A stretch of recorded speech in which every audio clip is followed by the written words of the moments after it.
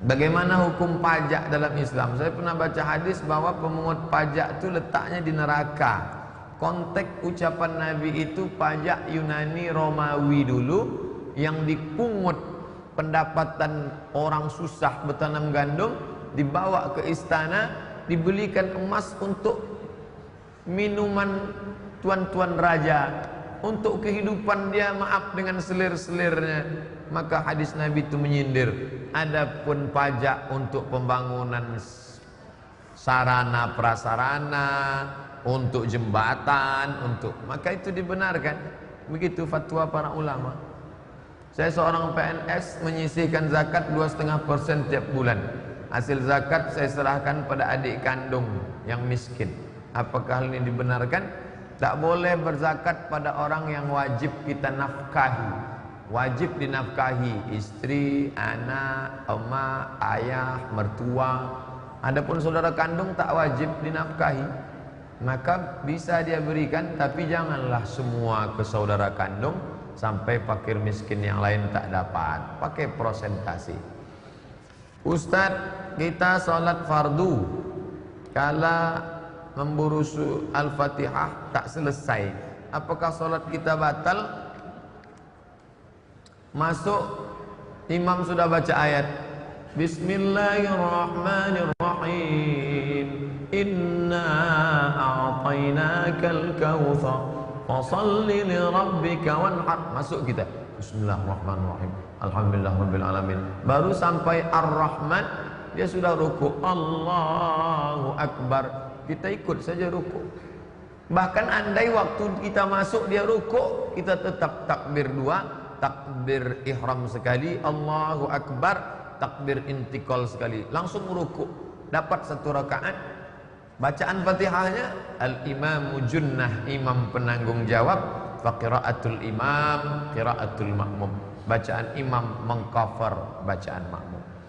Apakah perusahaan yang sahamnya dimiliki 3 atau 4 orang wajib mengeluarkan zakat, atau perusahaan atau zakat dibayar oleh pemilik saham dari masing-masing?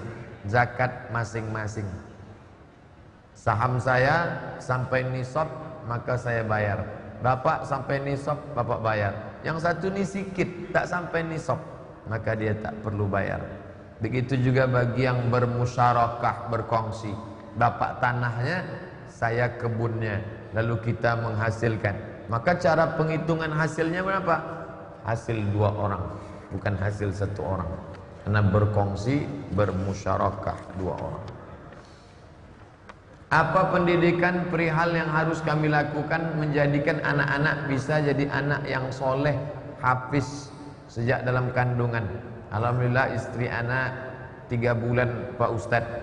Inna khalaqnal insan, kami ciptakan manusia min nutfatin, dari sperma, amsyajin, menyatu dengan sel ovum, sel telur, faja'alnahu sami'an basira, kami jadikan anak itu bisa mendengar, bisa membaca, bisa mendengar, bisa melihat.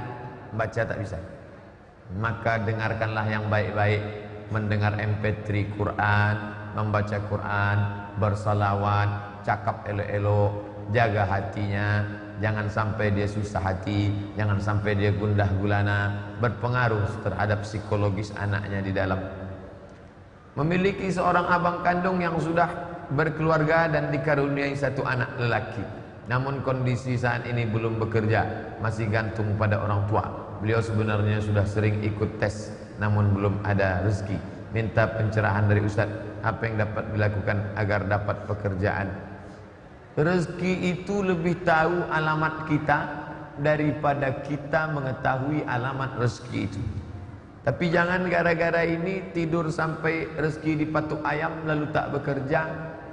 Jangan hanya mengandalkan ijazah lalu berharap akan pulang ke negeri Gemah Ripah Loh Jenawi ini dengan tebaran karpet merah dan bunga-bunga. Maka kita mesti bertarung.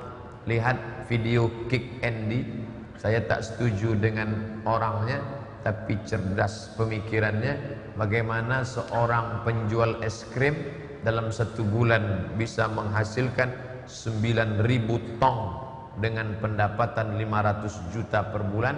dan bisa menyekolahkan anak-anak tak mampu. Ini kan luar biasa.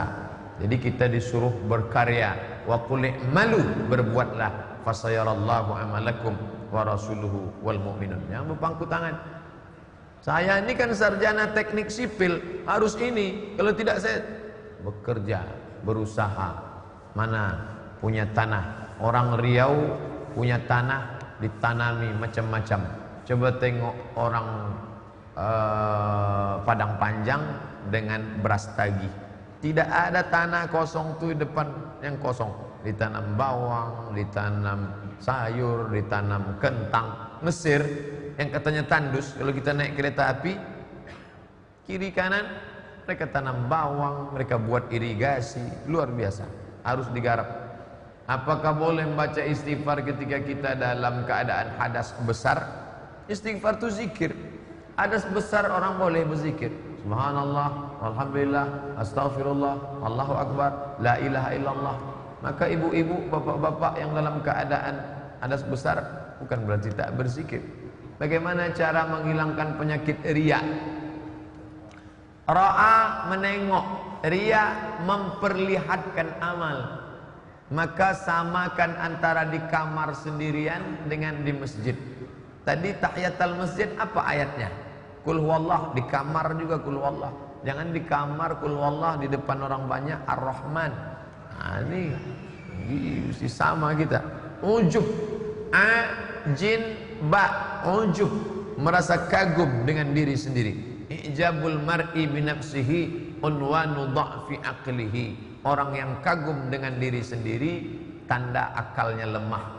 Jangan menjadi orang alim di tengah orang jahil, lebih baik menjadi orang jahil di tengah orang alim. Di situ ada Syekh Maulana Ali Jum'ah, di situ ada Syekh Atiyah Saqar, di situ ada Syekh Mustafa As-Sibai.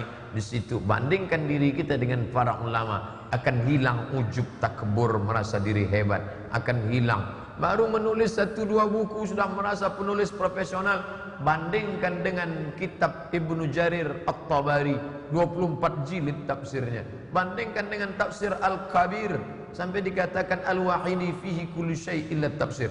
Maka kita tak ada apa-apanya dibandingkan dengan para ulama. Tergantung kita membandingkan dengan apa dan membandingkan dengan siapa.